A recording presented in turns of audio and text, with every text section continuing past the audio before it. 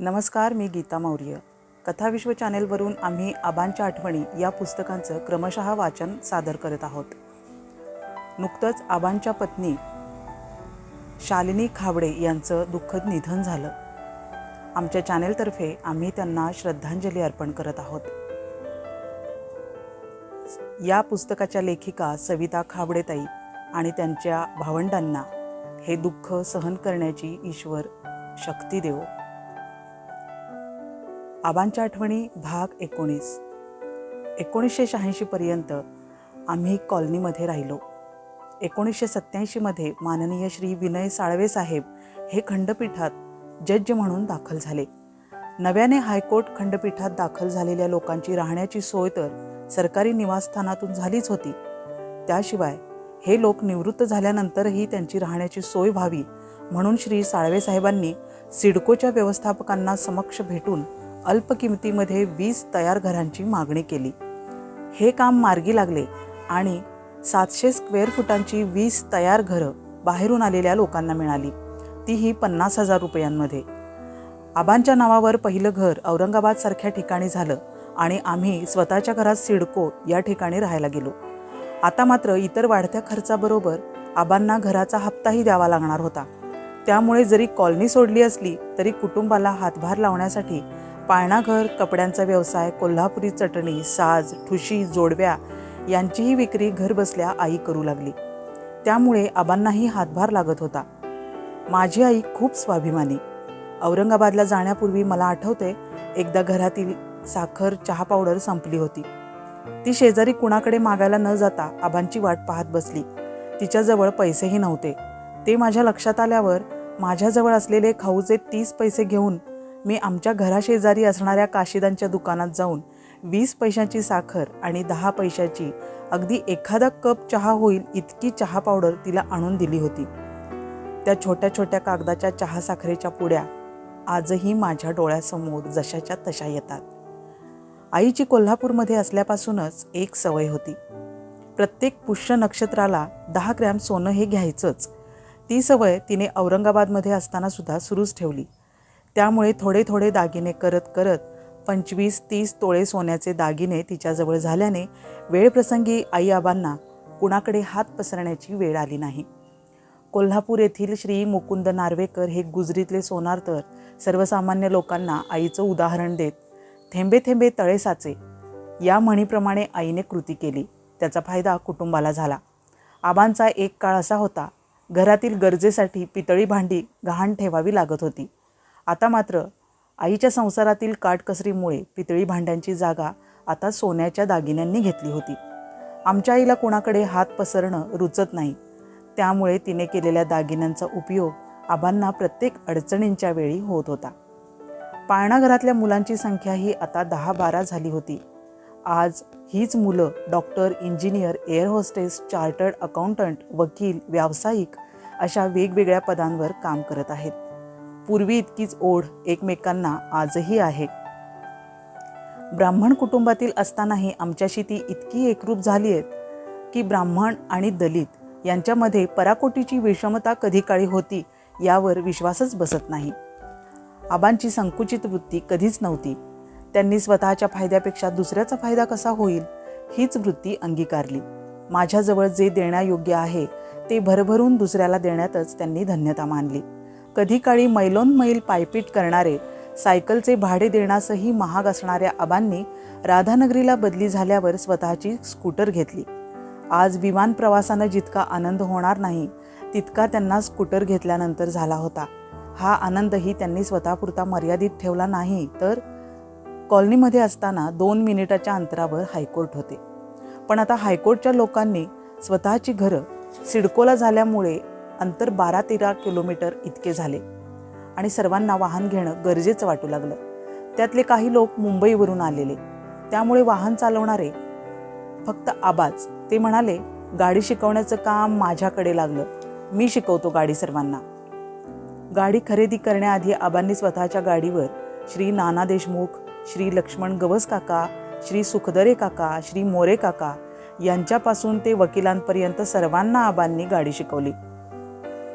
आबा औरंगाबादला गेले की ते आबांना म्हणायचे, आमच्या ड्रायव्हिंगचे गुरु आहेत खाबडे काका. गाडी शिकणाऱ्या लोकांइतका किंबहुना अधिकच आनंद आबांना त्यांना गाडी शिकवल्यामुळे झाला होता. याशिवाय कित्येक ज्युनियर वकिलांना कायद्यातले बारकावे किंवा कार्यपद्धती संदर्भात मार्गदर्शन आबा करत. त्यामुळे ॲडव्होकेट सौ खेकाळे मॅडम ह्या एक होत्या. त्या नवीनच कोर्टात दाखल झाल्या तेव्हा बावरलेल्या अवस्थेत आबांनी त्यांना पाहिलं. कामानिमित्त त्या जेव्हा आबांच्या टेबलला आल्या तेव्हा त्यांनी कामाची सोपी पद्धत त्यांना सांगितली. तेव्हा त्या म्हणाल्या, साहेब, आपणहून जो तुम्ही मला कानमंत्र दिलात तो खरंच कौतुकास्पद आहे. अन्यथा नवीन लोकांची फजिती होताना पाहून लोक सुखावतच असतात. तेव्हापासून त्याही आबांना गुरुस्थानी मानू लागल्या. इतर वकिलांना त्या आबांबद्दल सांगत, तणावमुक्त जर काम करायचं असेल तर तासभर खाबडे साहेबांच्या टेबलला जाऊन बसावं. त्यानंतरच काम केल्याचं आत्मिक समाधान जे लाभतं ते सांगणंसुद्धा अशक्य आहे. ते प्रत्येकानं अनुभवावंच. मला वाटतं लोक खरं तर वकिलांकडे पैसे देऊन सल्ला घेण्यासाठी जातात. त्यापेक्षा कितीतरी मौल्यवान सल्ला आबा विना मोबदला पक्षकारांना देत असत आणि म्हणूनच पदरचा चहा देऊन सल्ला देणाऱ्या आबांकडे पक्षकारांच्या रांगा असायच्या. आबांशी शाब्दिक वाद होणारे एकमेव वकील म्हणजे ॲडव्होकेट श्री अशोक वैष्णव साहेब. अत्यंत प्रामाणिक आणि सभ्य व्यक्तिमत्व. आबांचा मात्र थाट कोल्हापुरी असल्याने त्यांना राग पटकन यायचा. साहेबांचं दर रविवार टायपिंगचं काम असायचं. आबांचं टायपिंग स्पीड माहीत असल्याने त्यांच्याशिवाय कामाचा व्याप उरकणार नाही हे माहीत असल्याने भांडत झगडत का असेना एकमेकांची गरज ओळखून काम करत असत. तुझं माझं जमेना, तुझ्याशिवाय करमेना अशी अवस्था दोघांची असायची. या दोघांची भांडणं मिटवण्याची मध्यस्थी मात्र साहेबांच्या बायकोला शिरा पोहे देऊन करावी लागायची. त्यांचा बंगला खूप छान होता. काकूंचा स्वभाव पण मनमिळावू असल्याने आम्ही कित्येक वेळा आबांच्या मागे लागून त्यांच्याकडे जात असू. हळूहळू या दोघांमध्ये खूप घनिष्ठ मैत्री झाली. आबा कायम म्हणायचे, प्रथम भेटीत माझे कुणाशी पटले नसेल तर त्याच व्यक्तीशी नंतरच्या काळात खूप छान मैत्री होते. त्याचंच हे उदाहरण म्हणावं लागेल. साहेबांना ज्या ज्या वेळी कोकण दर्शन करायचं असेल त्या त्यावेळी आपल्या फॅमिलीसोबत आबा हे त्यांच्या आलिशान गाडीत असतच. खाबडे साहेब सोबत असल्यानंतर प्रवासाचे वेगवेगळ्या ठिकाणांचे बारकावे कळतात आणि त्यांचा पुरेपूर आनंद घेता येतो असं ते म्हणत. श्री विलासराव कामत नावाचे हायकोर्ट जज होते. औरंगाबाद खंडपीठात काम करत होते.